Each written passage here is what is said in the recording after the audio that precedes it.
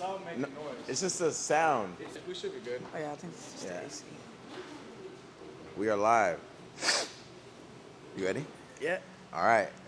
It's the homie Ray. We're checking in. It's the homie Ray. We're checking in. Bay Affiliated episode 5. Coming at you live and direct. Right now, we are in the district in downtown Gilroy. My next guest, someone from my hometown. Someone, I wouldn't say we grew up together. We went to high school together. We ended up, meeting each other, creating a dope bond through music, through creativity. This is one of the first people I know that, represented Gilroy on like a national level. You know what I mean? He's continued to do it ever since then. He's a big inspiration to me, and I know a bunch of other people. So, Austin, CORINI, welcome, my boy. What's good, man? Glad to finally get you on the pod, bro. I know, it feels good. It's been a minute, right? Yeah. It's Like we been were too talking long. about, full circle moment, huh? Yeah. I remember when we were just in my mom's house upstairs with all the boys just recording music and stuff Yeah. like that. Takes me back. Those are the days, bro. Honestly, like, I think about that all the time, and just to think, like, it was a trip because, dude, your mom didn't even let you cuss on songs at first, Yeah. And I remember me and Rob would be like, bro, if we could just get Austin to cuss, bro, we'd be out of here, bro. I know. We'd be out of I here. know. We'd be out of here. I was trying to keep it, my mom's children's pastor, so there was definitely like a way that it was like bittersweet, but I know she was just trying to raise me right. But Facts. now we're older and I'm like by myself in the studio Right. trying to keep myself from cussing because Right, I'm like, I don't right. have to do that. Sometimes Exactly. it's necessary. Gotta love moms, though, Yeah. And I know you've probably done a bunch of interviews, big time interviews, but being that this is Bay affiliated and it's a Bay related, Bay related podcast, let's start from the beginning, right? Right. So if you see me checking my phone, I'm just looking at the questions. Where are you from? Even though I said Gilroy, but let the people know where you from. I'm born and raised from Morgan Hill, and I lived a lot of my life in Gilroy. Once I was a sophomore in high school, and that's actually when I met Ray. And it's always been a Bay Area thing. Like growing up here, they were kind of like more small towns, like Morgan Hill and Gilroy. They were smaller than they are now, Right. Yeah. So going out and traveling was always a big thing to me, and coming back here and still living here now, it's like important to me because I feel like this is a good place to live. Facts. I respect that. That's kind of how I feel, coming home this time around. Like, I feel like I went on my run. I did everything, chased my dreams, you know what I mean? Now it's time to, like, get back reestablished, on the home front, you know what I mean? So that's kind of how I feel, too. I was going to say, so, like, what was it like growing up for you in Gilroy? What was it like for you from your experience? It was cool. For me, it was like everyone was real nice, like in the community.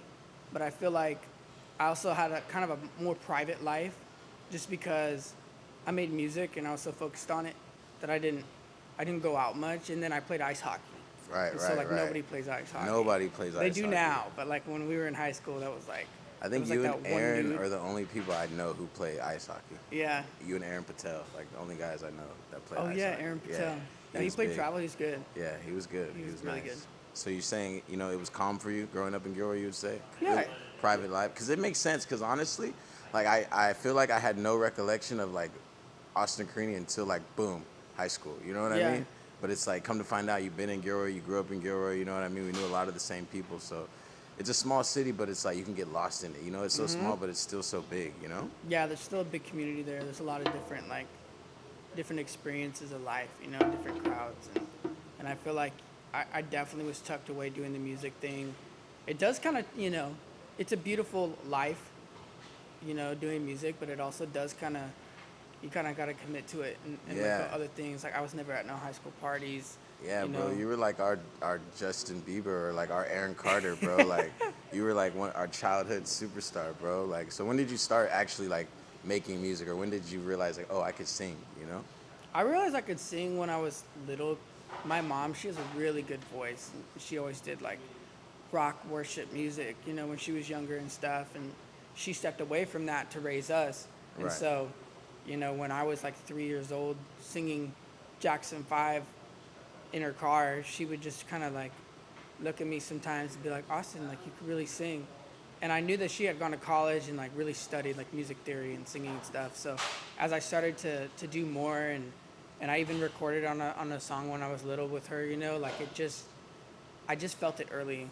Like I didn't know if I was gonna do like acting or music. I always loved music more, but I just knew like there was something about like running a crowd and being able to perform under pressure that I liked. Okay. You know.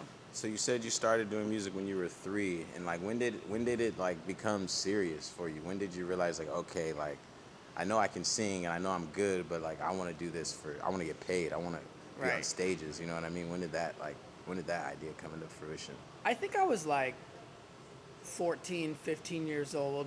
I had been doing like local performances and stuff, but one of my neighbors, his name is Matt, he reached out to me eventually, and he was like, look, you know, I know how to run YouTube, I know how to produce and make beats, like, you know, I think you should put YouTube videos out, I'll film them, like, let's do them together. His name is Matt Webb. And I was like, okay, like, I'm down to try it out. And then the video started getting some hits, you know, started getting like 20,000, 30,000 views. And that just kind of like changed everything. You good? Should we go again? No, you're good. It just kind of changed everything, because from then on, we kind of discovered this competition. It's called Teen Hoot. Okay. It was a competition out of Nashville, Tennessee. And they were like, you know, you submit a YouTube video, you tag us in it, and whoever gets the most views and likes, you know, wins $1,000 and gets to come out to Nashville to perform at this like event with like 2,000 to 3,000, you know, kids up in there. Right. And I was like, I'll definitely try. And then day by day, I was like, you know, I think I'm gonna win this thing. Right. And then I won. And I went out there and got to feel what it's like to perform in front of like 3,000 people. Right. And like, it rocked me. It rocked me. I was like, yo, this is something else. I went out there and sang Queen. I sang my heart out. I sang some Michael Jackson. And I was like, this is different. You know, this isn't like just making music in your house and singing, performing in front of people you know. Like this is something different. It's almost like people compare it to a drug, being in front of a crowd like that and performing, because it really does like feel like something. Like when you're up there and like something takes over, I feel like I could sing better. I feel like I felt like I could be myself up there. Right. And that was really big for me. That's when I knew like this is my identity. Damn. And that's doing that competition and winning is actually what led me to be on the X Factor. Okay, that's dope. That's what I was gonna lead up into. So you said you did that competition. You were like 14 or 15, like 13 or 14, right? So that would take us right up to that time. Like that's what gave you the confidence to be like, all right, I'm gonna go on the X Factor, because it's like we were in high school and like we knew who you were, and then boom, they were like, dude, Austin Crean's on the X Factor. Austin Crean's on the X Factor. Austin Crean's on. I'm like, what? You saw that side of it. I didn't see that side of it. Because I was like tucked away doing the thing. Yeah, I'm like Austin Crean's on X Factor, and then boom, bro, you were on the X Factor, bro. And it was like, I feel like for a while there, you were literally like Justin Bieber around this motherfucker, bro. Do you remember that first time it aired and I came to high school? Yeah. And it was intense, bro. Like Yeah. it was the first time I got to like experience, like, you know, it was probably crazy for you, but it was the first time I got to experience like, you know, like something of the industry like that close, you know what I mean? Yeah. It made it like touchable, you know, the fact that you did it, like it made it like, you know, that was the first, like looking back now, you know what I mean? I understand like that little inclination of seeing you do it made it like, you know, reachable, you know what I mean? Yeah, you could do it too. Yeah, you made it reachable for a lot of people, you know? So like, how was the whole experience, you know, being on X Factor? Like, how did that whole thing come about? Like, and how was it while you were doing it, after it, you know what I mean? Yeah, it was nuts. So even the way I got What year into was it, that? Let's tell them what year that was. 2012. Okay, So I was 2012. 16 when I ended up going on. Right. And they called my house.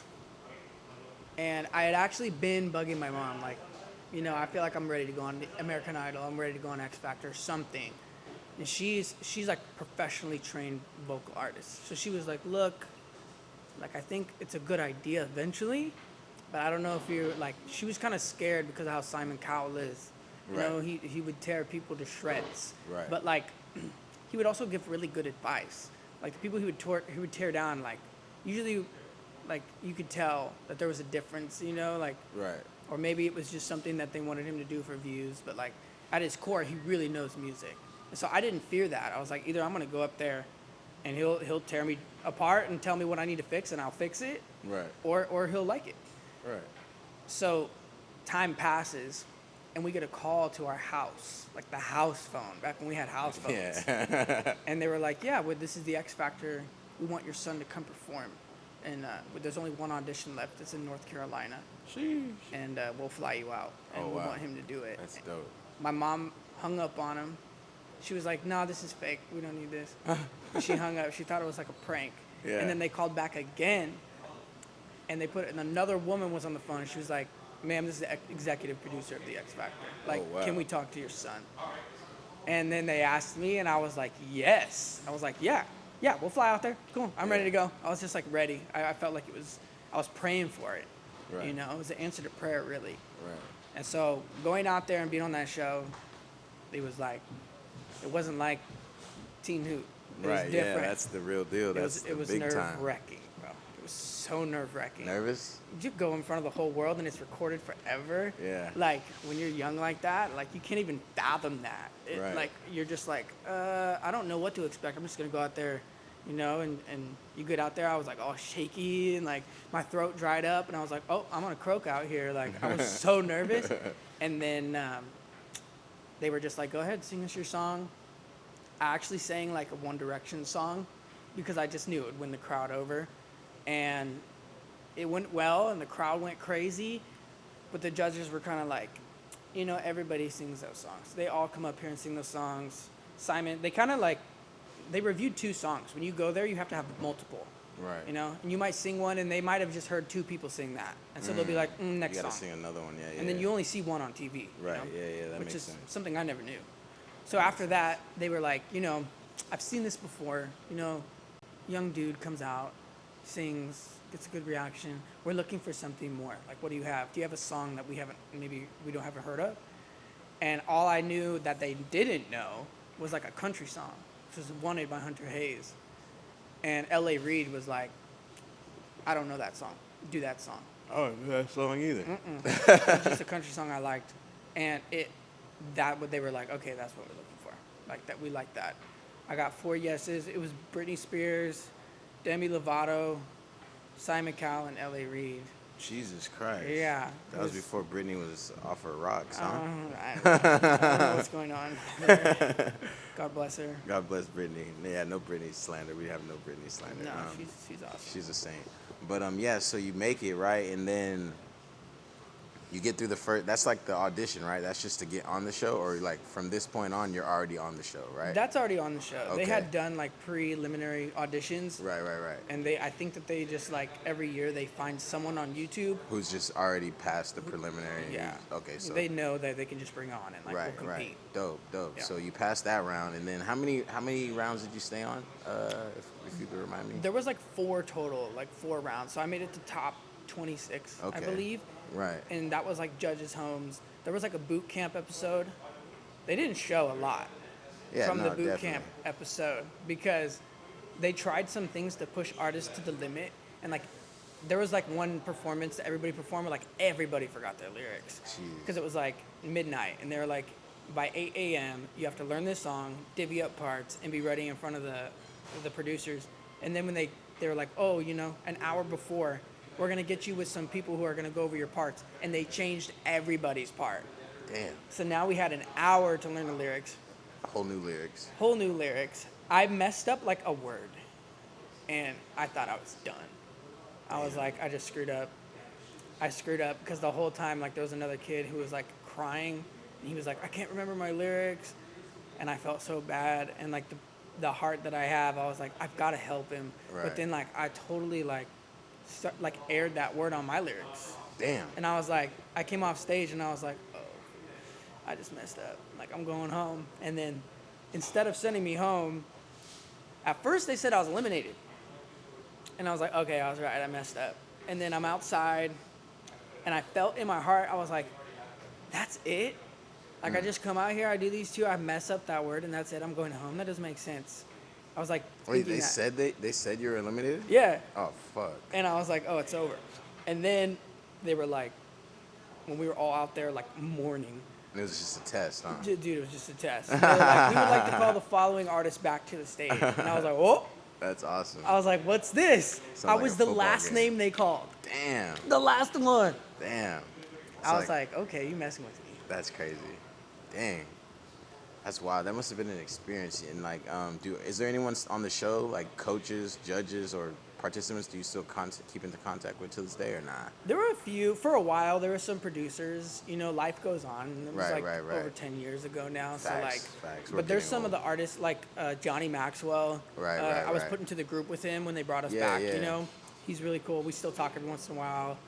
Some of the boys, Owen Stewart. Nice. You know, I'll hit up. There's a guy named Willie Jones. I haven't talked to him in a while, but he still does country music. He's really good. Nice, nice. It's cool. It's cool to see people winning and doing their thing now. Nice. That's dope. Yeah. So from X Factor, right? You make it to the top 26, right? So how does life change for you after X Factor? Because I'm sure everything changed. You know what I mean? Everything changed. Like, so what are some things from your recollection that stood out the most? Some changes that stood out the most that you could speak on? Well, the first 2 weeks back at school were insane. Because it was like, Yeah. there'd be like a few hundred people around me, like just crowding, and then they were like sending the yard duties with me Yeah. to like get me to, and there was a girl who tried to kiss me in the lunch line. Oh, man. Do you remember that? Were you with me for that? I When don't she know. grabbed me, she was Plead like, the fifth. she was like, I don't know about that. bro, that was so crazy. I remember because she got in so much trouble and she like attacked me. She was like, "What's your name?" She like grabbed my ears and I was like, whoa. That's when I was like, things are getting a little weird. Yeah. And then my socials started popping off, and then I got hit up by like maybe like 20 different managers and labels that were like, we want to represent you. We want to represent you. And it took a while to kind of sift through that and find pray out over that. who was real and who was Yeah. trying to take advantage of you and who was trying to, that's Yeah, because probably like scary. 90% probably trying to take advantage. For sure. You know, 'cause that's why they watch those shows. Yeah. But like, I ended up meeting Richard Rashman And that's You who know? got you in the Tide, Tide. and that changed everything even So more. what is the Tide for people that don't know?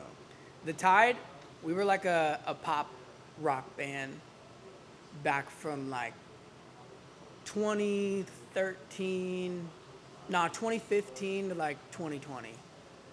And Solid run.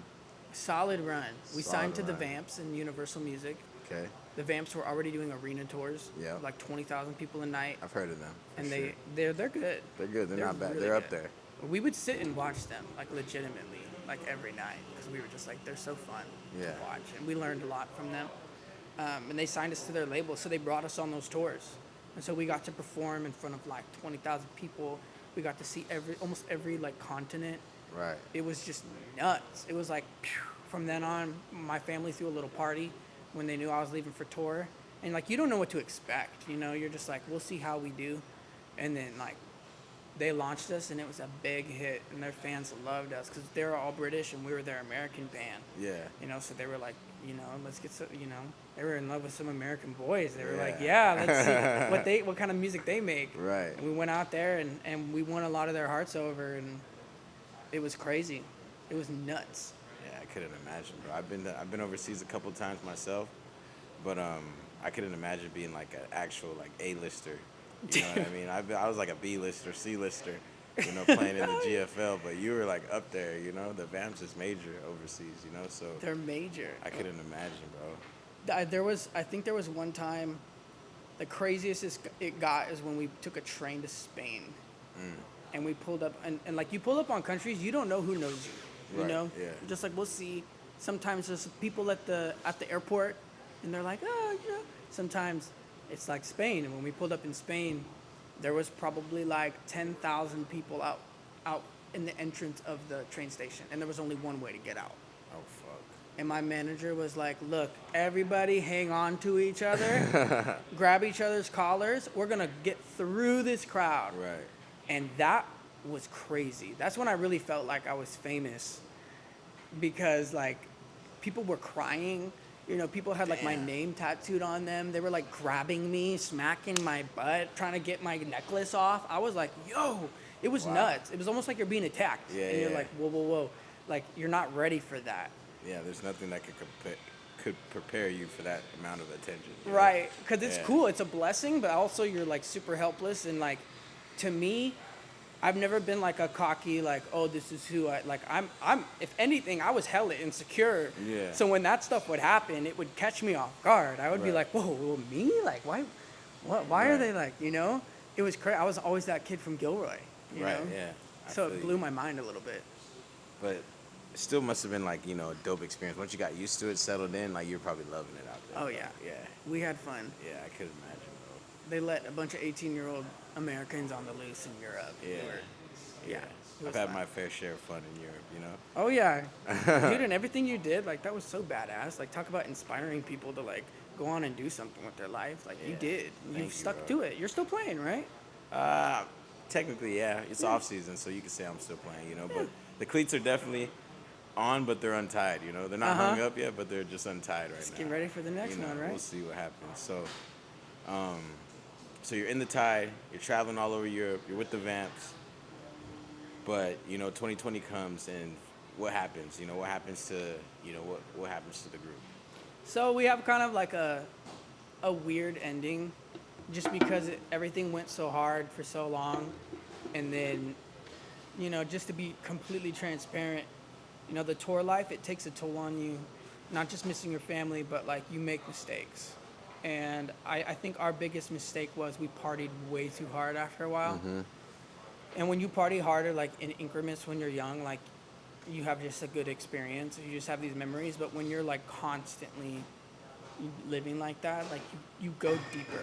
Yeah, And I you know, go I kn- further, yeah. It gets dark fast. I definitely, I got caught up in addiction.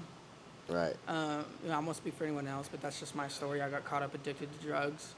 I was drinking a lot. We would go to clubs and it would be free. Right. And like we'd have the table and like everybody in there would know, hey, they're bringing people here. So just Right. keep bringing them stuff. Yeah. And so it just got really easy to go too hard. And I grew up a Christian, Jesus is so important to me. God's so important to me. And when you live that life and you like walk with God, like, and you go too hard, for me personally, like, I was conflicted always Right. through yeah. the whole thing. No, I feel you. It That kind wasn't of who you tore were me raised to apart. be, yeah. Or who I wanted to be. Yeah. That was just like almost like the temptation and the flashiness of it was like so strong and all at once. Yeah. And it was like life was like, okay, you can have whatever you want, whenever you want, enjoy it. And like that sounds like a great offer to No, anity, it's the but it's opposite, not. yeah. It's the death of you. It's the devil. It's the devil, for Yeah. real. And people sell their souls to it. And Yeah. they get caught up, and they get too far. And so when the band ended, we all kind of lived in different states, all over the states. We kind of like put ourselves together. And Yeah. so it didn't really make sense to keep trying to keep it going. Right. And we thought, we had made a lot of money songwriting and stuff like that, which ended up not being true Right. because we owed it all back. Yeah, the And label. The label and everything, they're a good label. It's not even something dark that they did. It's just like the game. The game. Like we'll give you this money now and like we'll put you up in these nice hotels and do all this stuff. But like when the contract's up, like if you're not like Justin Bieber status, Yeah, you're not recouping, like and you you're still not want our recouping. bread. Yeah. We want our bread and you can Yeah. find another label. Yeah. And so that's when we were like, like let's take a break. And then a break, people get married and pregnant and you start a family and different things become important to you. Right. Not to say that I don't still want a career in music and that I'm not still grinding, but like my priorities are balanced now. Right. When you're young, you could just kind of go all in on the music and Right. just like, fuck everything else. But now, I have a more balanced life. There's more beauty to my life. There's not so much like chasing the high of those things. It's changed from wanting to do music for a purpose, Right. wanting to make the world better, wanting to inspire Right. people rather than just go out and have fun. Dope. And that's really when it gets fun. That's really when it gets fun, when everything, when you can actually get back to loving what you're doing. You know Yeah. what I mean? I'm sure, like, through all that, you probably got to a point where it's like, fuck, I'm making music, but I don't even feel, like, it didn't feel like it felt when we were in high school making music. You know what I mean? It started feeling like probably like a job or like a hassle or like, you know what I mean? It started feeling like it was too much of my identity I think, and that puts a lot of pressure on yourself. Right. And so when things go well, when things don't, like, that completely influences your mood. Right. And that's not healthy, you know. You miss blessings on that. You miss the point. And so I had to figure that out real quick. And it took me kind of going on hiatus a little bit, you know, and Right. like finding my roots again. Because I feel like I'm born to do this, you know. I really feel it in my blood. But at the same time, like, I don't want it, like you said, I don't want it from the devil.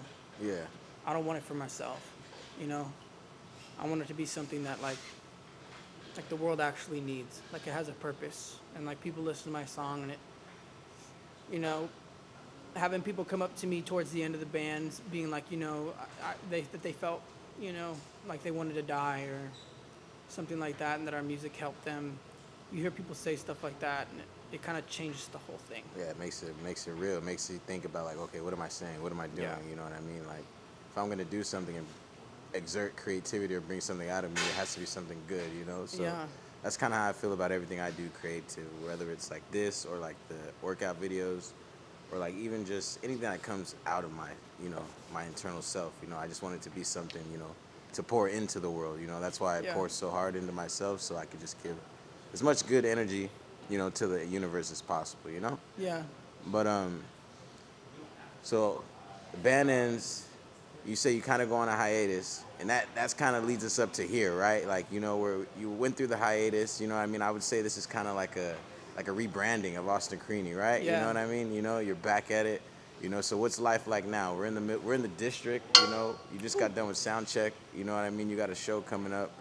You got a kid down, right? On the way. Yeah, you On got the a way. kid. You got a kid coming. So it's like, what is life like now that, you know, you could say like you, I don't know, healed, right? Yeah. Healed yeah. is definitely the right word. Yeah, so It's good. what is life like now? How's the music now? How's life? It's great, you know. Now that I feel like I've gotten right with God and myself. You know, I have a beautiful wife, beautiful kids, or her kids that I've become really close with, and we have our own kid on the way. Congratulations, brother. Thank you. Hell yeah. I appreciate it. It's so much. All of that is just so much better than like anything else. You know, fame and all that stuff. Like what's really valuable is like having that and having a family, and like for me, getting right with God was a big thing. And so now, like, you know, I'm just trying to make him proud, trying to make my family proud. Before I just wanted the music because I loved it and for myself, but now like it's a whole new inspiration to like take care of my family, you know, to do something on the next level where my family can live financially free, Right. and I can bless people who don't have money like Right, that. right. Because we come, you know, even just to come back here and Exactly, like, you know, yeah. bring the love back here, put the money into this city and stuff like Right. that. Like the whole like vision has changed. And so when I make music now, I just for me personally, I pray and I tell God, I say, I need you to write this song for me. You know, I need you to like step in.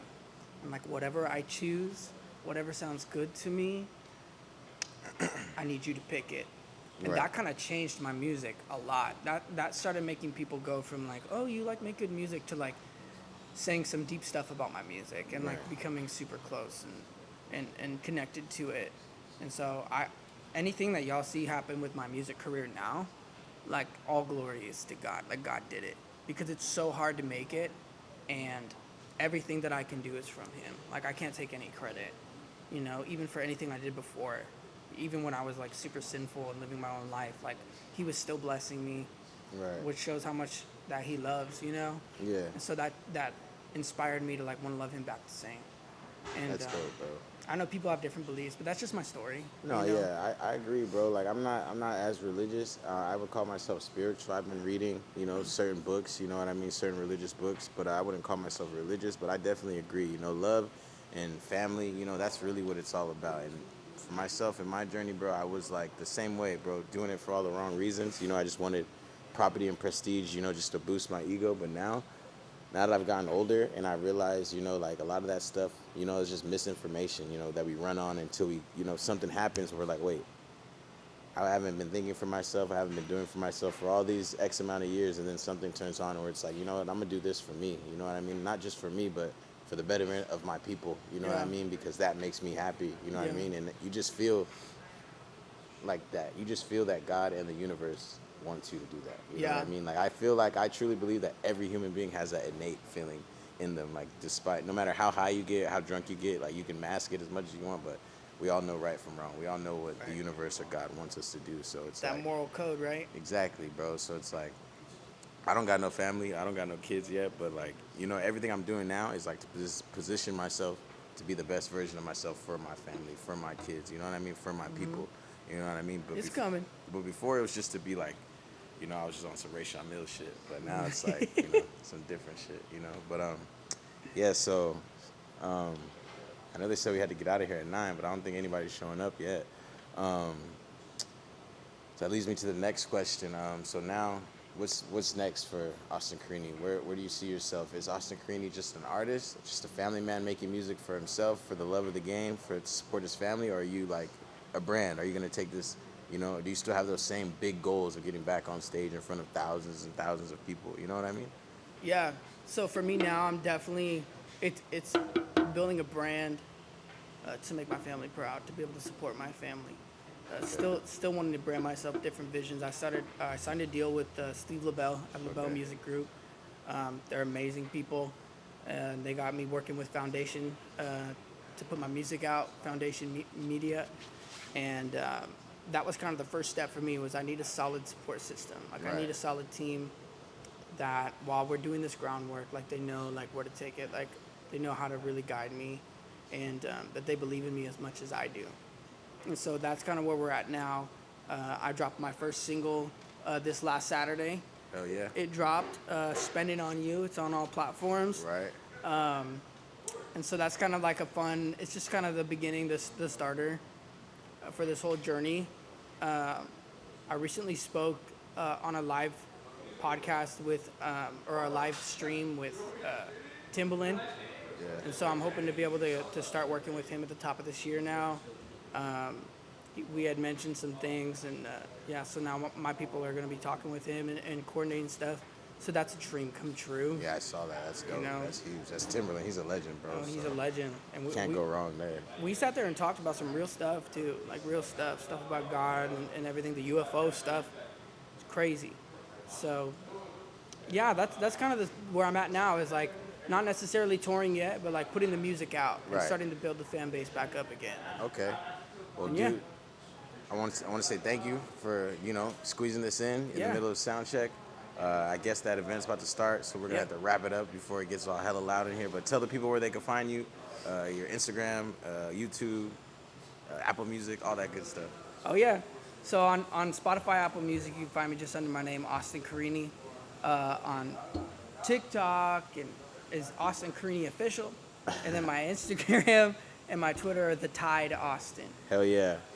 And this is the homie Ray with Bay Affiliated on Instagram at Bay Affiliated. You can follow me on Instagram at staydownfit_Ray, RAYE.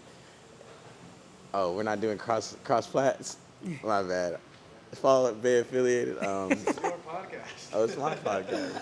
I don't know what's going on. That's a wrap. Tony's talking in the back. People are showing up. Shout out to everybody in Gilroy. Shout out to the district. And yeah, we're done. Thank you, my boy. Of course. Yes, sir. That was dope. Yeah, that was cool. Killed it. You always throw me off, bro. Good shit, bro. That was a dope one. Fuck yeah. That was fun. Hell yeah, bro.